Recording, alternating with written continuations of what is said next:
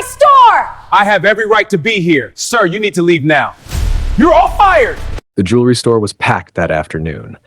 Customers admired sparkling watches and diamond rings while employees moved quickly behind the glass counters. In the middle of the store, a young black man wearing a blue hoodie and carrying a backpack stepped closer to the display case, quietly looking at a watch. He wasn't causing trouble.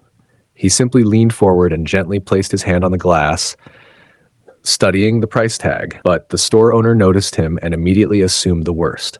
Without warning, the owner rushed over and slapped the man's hand away from the counter. "Don't touch anything," she snapped loudly. "You people always come in here pretending to shop." The entire store went silent. Customers turned their heads. Some employees froze, unsure what to do.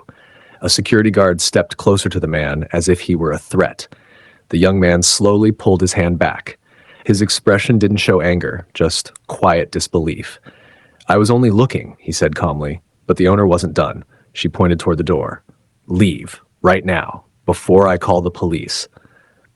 Several customers began recording on their phones. The moment was humiliating, but the man didn't argue. He simply nodded once, adjusted the strap of his backpack, and walked out of the store. The employees whispered to each other, thinking they'd never see him again, but they were wrong. The next morning, the store opened like any other day. Workers unlocked display cases, polished glass counters, and prepared for customers.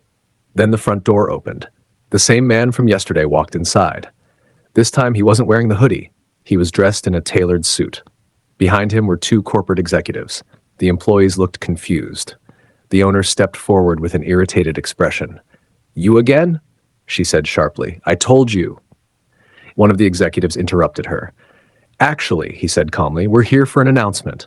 Everyone in the store went quiet. The executive turned toward the young man. "Effective today, this location is under new ownership." The room filled with stunned silence.